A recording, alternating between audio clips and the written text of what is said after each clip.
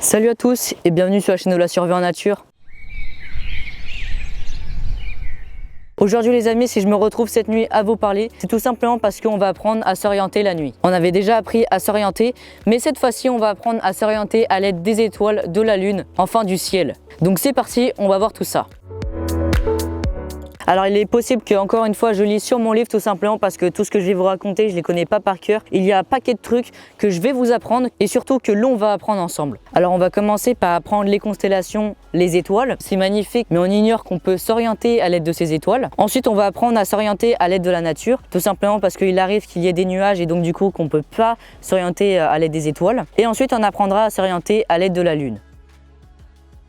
Alors pour ceux qui s'y connaissent en orientation la nuit, vous connaissez sûrement l'étoile polaire, qui peut être appelée aussi étoile du Nord ou Polaris. Cette étoile est une façon sûre de s'orienter, tout simplement parce qu'elle indique la direction du Nord. C'est une étoile qui est isolée dans le ciel, qui est très lumineuse, donc c'est assez facile de la repérer. Et si vous n'y arrivez pas, tracez une ligne imaginaire entre la Grande Ourse et Cassiopée, et puis vous allez tomber sur l'étoile polaire. C'est des constellations qu'on verra justement juste après. Et comme je vous l'ai dit tout à l'heure, il s'agit sûrement de l'étoile la plus utile en orientation la nuit. Et maintenant les amis, on passe tout de suite à la Grande Ourse, qui est elle aussi une étoile qui est assez connue. Alors pareil, c'est une constellation qui est toute proche du Nord céleste. D'ailleurs, il faut savoir que là on parle d'une constellation, on parle pas d'une étoile, c'est-à-dire que c'est un groupe d'étoiles qui forment une constellation. Donc justement, les deux dernières étoiles de cette constellation vous pointeront directement vers l'étoile polaire et d'ailleurs on en a déjà parlé juste avant. Maintenant, on va parler d'Orion. Elle est située au-dessus de l'équateur et elle peut être vue depuis les deux hémisphères, donc nord et sud. Orion se lève à l'est de l'équateur et quelle que soit la zone où on l'observe, elle se couche tout le temps à l'ouest et non pas à l'est. Il faut savoir qu'en observant les positions des étoiles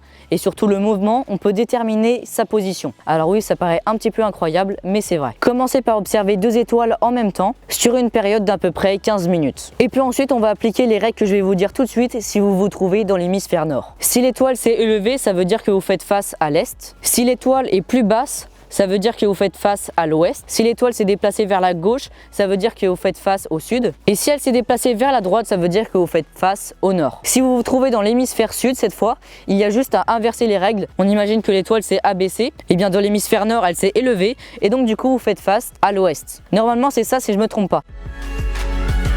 Donc voilà les amis, on en a terminé avec toutes ces étoiles et constellations, mais maintenant on va attaquer les signaux naturels. Parce que oui, comme je vous l'ai dit tout à l'heure, il est possible que vous ne voyez pas les étoiles, tout simplement parce qu'il peut y avoir du brouillard, des nuages, ou même vous pouvez être dans une forêt. Et justement ça sera bien tout simplement parce qu'on va appliquer la technique numéro 2, c'est-à-dire les signaux naturels. Bien sûr, il faut savoir que ces signaux naturels sont beaucoup moins précis que les étoiles, mais enfin bon, c'est déjà bien, on va pas se plaindre. Alors on a plusieurs moyens de se repérer grâce à la nature, comme par exemple les arbres et les conifères. Donc il y en a deux, c'est pas beaucoup, mais c'est toujours ça. Avec les arbres, normalement, il est possible qu'il y ait un côté qui est plus feuillu que l'autre. Ça voudra dire que le côté reçoit beaucoup plus de soleil que l'autre. Chez les conifères, il faut savoir qu'ils se penchent en général du côté du soleil. Et voilà les amis, on a terminé avec les signaux naturels. Comme vous pouvez voir, il n'y en a pas beaucoup, ils sont un petit peu compliqués, même moi j'ai pas du tout compris. Si vous n'avez pas compris, n'hésitez pas à me faire part de ça dans les commentaires et puis je vous expliquerai plus en détail. Et maintenant les amis, on va passer à s'orienter avec la lune et ça sera justement le dernier chapitre.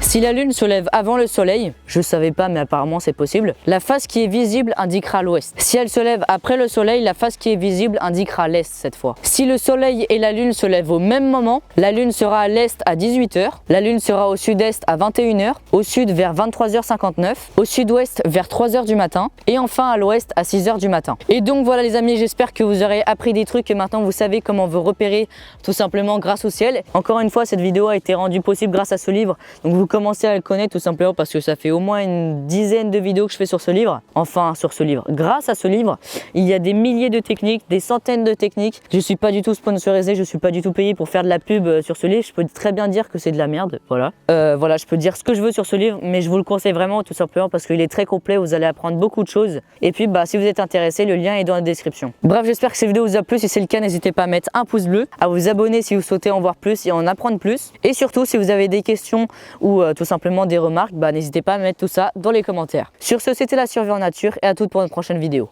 Salut! Salut à tous et bienvenue sur la chaîne de la survie en nature. Aujourd'hui les amis, nouvelle vidéo dans laquelle on va apprendre à fabriquer une tyrolienne.